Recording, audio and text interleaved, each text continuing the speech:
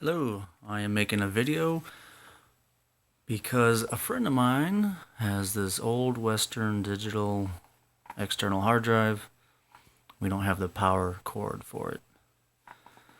So I think this case can come out and I can, without a power source, take the hard drive that's in it, and then I have another hard drive here.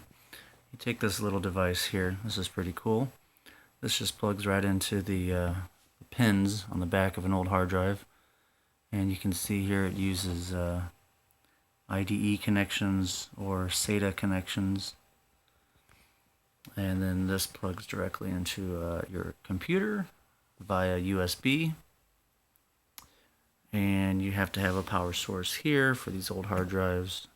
This plugs into the wall. This is the company of the tool I'm using, Easy Connect by Keenwin.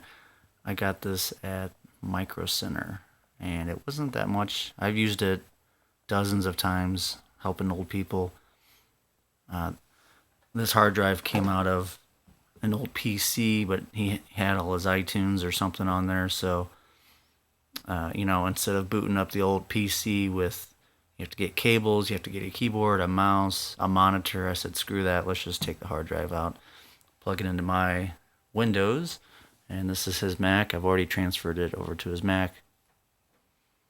Next, I'm going to fight to get this open, and when I figure it out,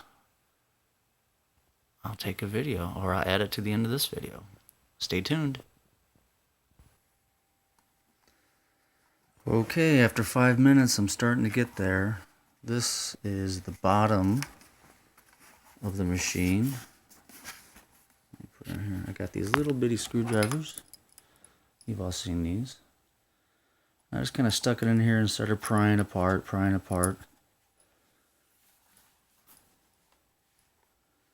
I did the top too, but I'm starting to chew it up just a little bit. I don't think my buddy cares because we're probably going to get rid of this dinosaur, but we don't have a power supply, so I'm just wiggling this in here. And then on the back, you can run this screwdriver, in here like this, up and down that side. You can kind of squeeze both ends. I got big hands, so you can kind of squeeze each side like that. I think there's 4 tabs in here, 2 on each side, and those will come apart. And I've gotten as far as I can. I'm going to a bigger screwdriver now. Stay tuned. Getting closer. I put the big screwdriver in there in the end, twisted it, and then followed around. And I was able, I can get my fingers in here now. I'm trying not to break any tabs, so hang in there. I might have gotten it now. Alright, just persistent. You can see I got my fingers on it. That is the top.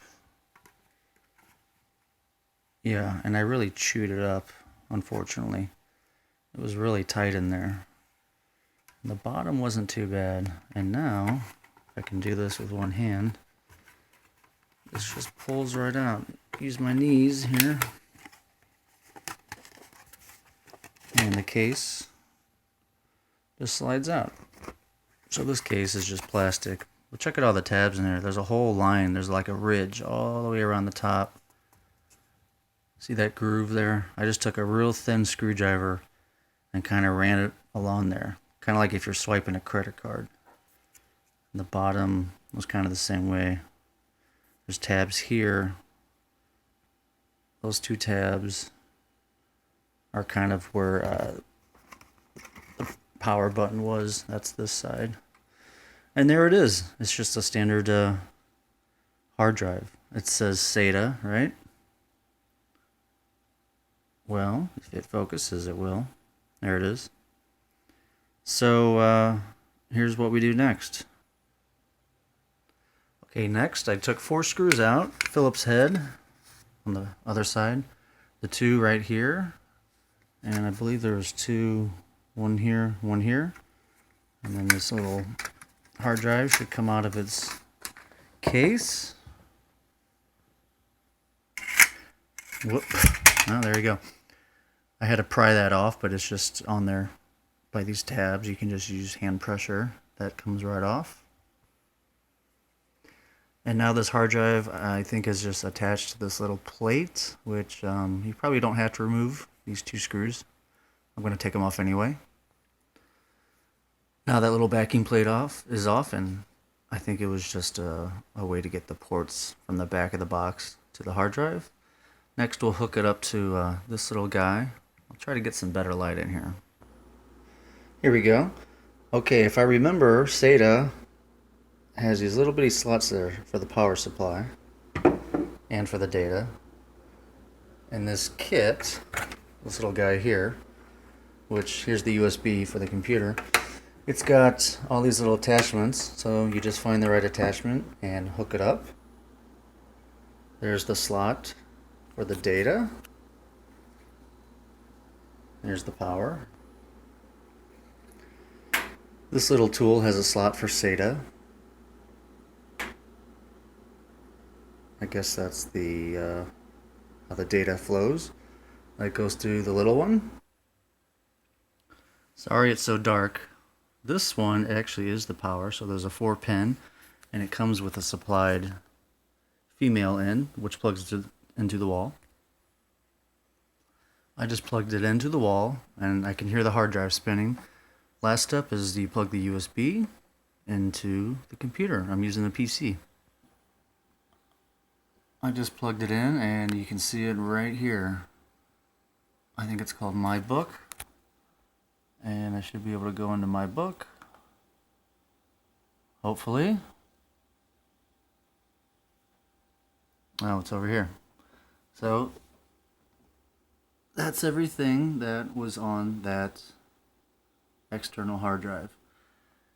And the reason we did all this step, first of all, this tool, I already had this tool, right? We didn't have the power cord. I looked online. It seemed like hundreds of options for power to power this up. I had to research which one it is. Then you have to buy it on Amazon or go to Best Buy or whatever. Then they have to ship it to you. I thought, you know what? This is a dinosaur. We're not going to use it. I already have a power supply using this option. So let's just take it apart, get what's on here onto the PC, and then I'm going to transfer it to the Mac, and then probably destroy this. And we already got a new one here. This is 1 terabyte for probably a fraction of the price, right? And it's USB 3. So I hope this helped someone out there. Leave a comment if you like. I'll try to answer it. Thanks for watching. Bye now.